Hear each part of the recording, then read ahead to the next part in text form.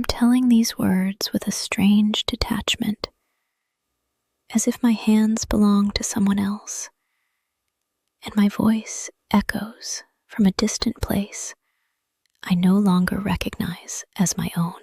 There are moments when I feel like I am observing my life from outside my body, like a silent witness to a story that has already ended.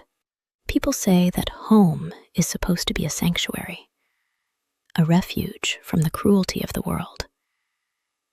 They say a brother is meant to be a protector, a shield against harm. But for me, home was never a place of safety. It was a prison. And my brother, the one everyone trusted, was the one who quietly dismantled my life long before I even understood what life truly was. This is not just a story. It is a fracture that never healed, a memory that never faded, a truth that reshaped everything I thought I knew about love, trust, and safety. I was 8 years old when it started. At that age, the world is supposed to feel soft and forgiving. Your biggest concerns are school, friends, and the small wonders of childhood. I believed I lived in a normal family. There was laughter at the dinner table, routines that felt predictable, and a sense of belonging that I now realize was only an illusion. My brother was older than me by several years. My parents trusted him completely. He was responsible, they said, mature, someone I could rely on. And I did rely on him because I didn't know I shouldn't. It began quietly, almost invisibly, in the kind of darkness that hides things too painful to name. Late at night, when the house was silent and the world outside seemed far away, he would come into my room. He called it a game, a secret game that only we shared. I didn't understand. He told me it was special, that if I told anyone, something terrible would happen to our parents. At 8 years old, fear is a powerful weapon. I believed him. I believed that my silence was protecting the people I loved. But those games were not games. They were violations of a child who didn't even have the language to describe what was happening to her. My body would freeze. My mind would blur. I remember the confusion more than anything, the way my thoughts seemed to scatter, unable to form a single clear question. Why does this hurt? Why am I scared? Why can't I move? I never screamed. I never fought back. Not because I didn't want to, but because something inside me shut down. I would lie still, waiting for it to end, counting seconds that felt like hours, hoping that if I stayed quiet enough, invisible enough, it would stop. But it didn't stop, and that silence became the first thing that broke me. Children grow, whether they want to or not. I grew older, carrying a secret that felt heavier with each passing year. It settled inside me like a shadow, shaping the way I saw the world without me even realizing it. I became quiet, withdrawn, afraid of things I couldn't explain. I avoided physical contact. Even a simple touch, a hand on my shoulder, a hug from a relative, would send a ripple of discomfort through me. I didn't understand why. I just knew that something felt wrong. By the time I reached my teenage years, the fog began to lift just enough for the truth to come into focus. That's when the real shock hit. Understanding is a cruel thing when it arrives too late. What once felt like confusion turned into horror. What I had accepted in silence suddenly revealed itself as something deeply, violently wrong. I started seeing him differently. He would sit in the living room, laughing with my parents, joking, acting like nothing had ever happened. And I would watch him, my stomach twisting, my chest tightening, my mind screaming with questions that had no answers. How can he smile like that? How can he sit there so normal, so calm? How can the same person be both a beloved son and the monster who haunted my nights? That contradiction shattered something fundamental inside me. It destroyed my sense of reality. If someone so close, someone so trusted, could hide something so dark, then what did trust even mean? I began to live in a constant state of unease, like the ground beneath me could collapse at any moment. If I could go back and change one thing, it would be this.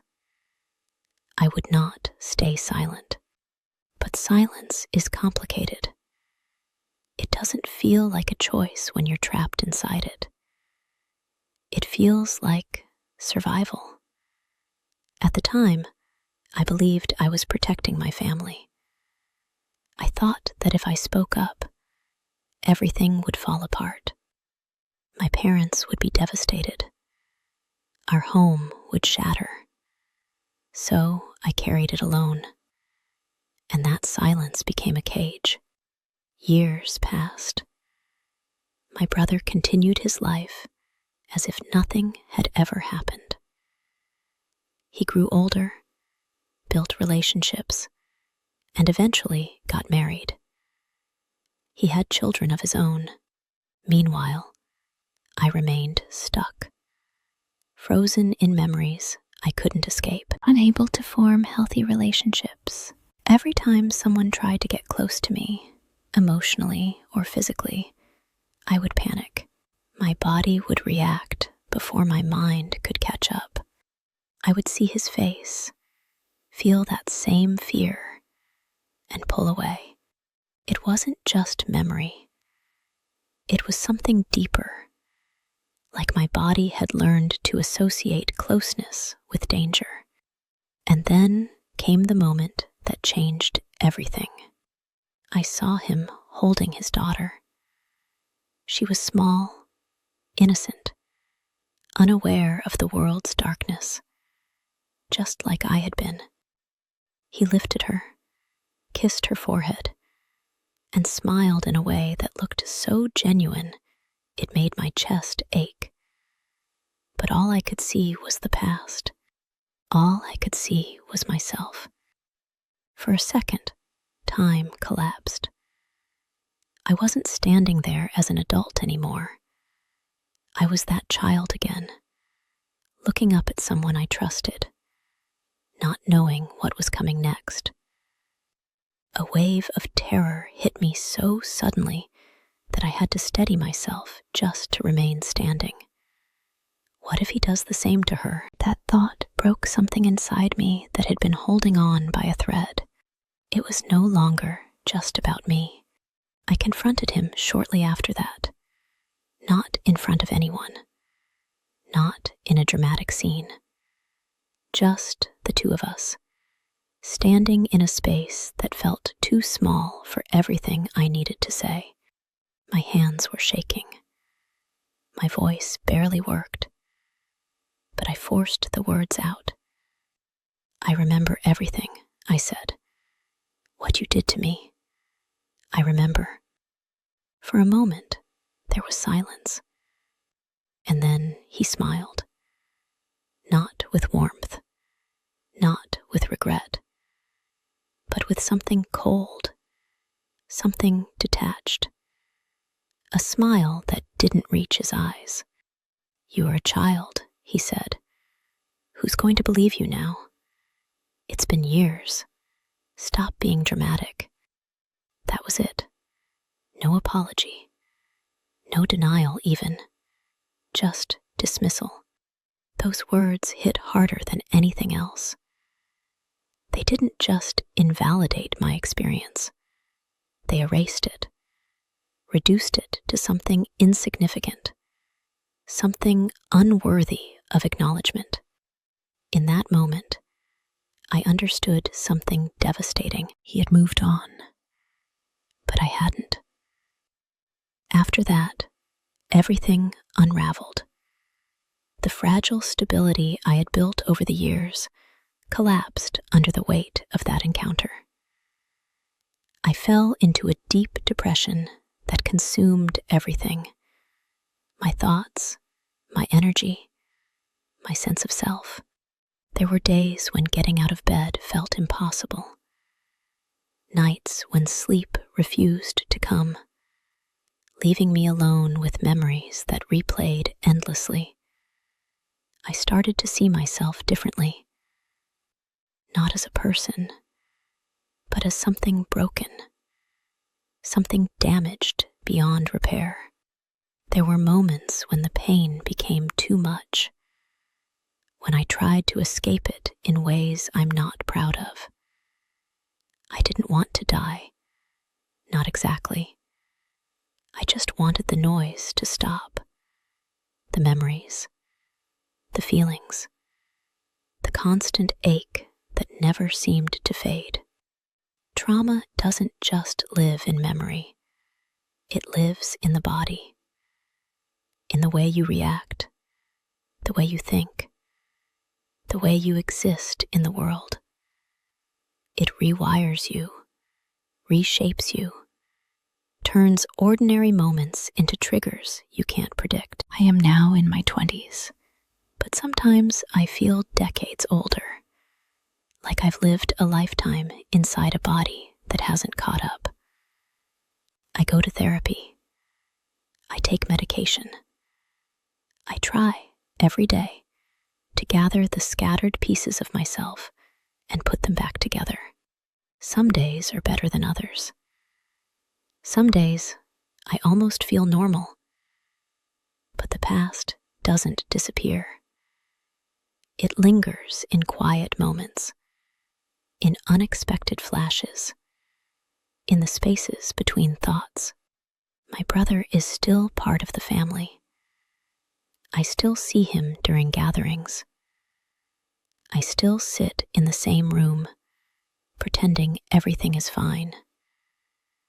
I smile when I'm supposed to.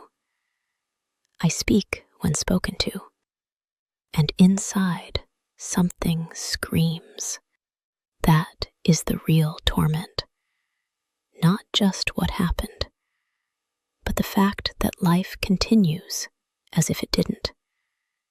That the person who caused so much damage walks freely, untouched, while I carry the weight of it every single day. People like to say that time heals everything. It doesn't. Some wounds don't close. They don't fade into neat scars. They remain open, shifting, changing shape, but never truly leaving. And some betrayals cut deeper than anything time can fix.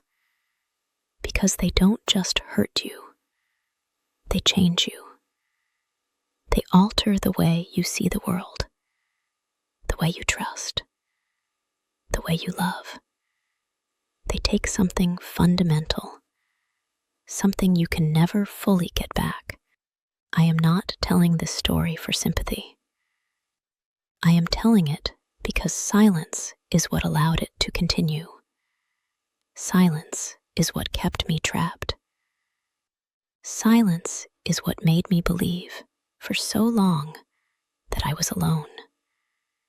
If there is one thing I have learned, it is this: what happened was not my fault, and it was never something I should have carried alone. Some stories are not meant to be hidden. Some truths demand to be spoken, no matter how painful they are. Because sometimes the first step toward healing is simply being heard. If my voice reached you, if you felt even a small piece of the sadness I carry, then don't just pass by in silence. Stay with me. Leave a like, subscribe to the channel, and let me know I'm not speaking into the void. Sometimes, all it takes is one small click to remind someone they're not alone. And today, I might need that more than I can say.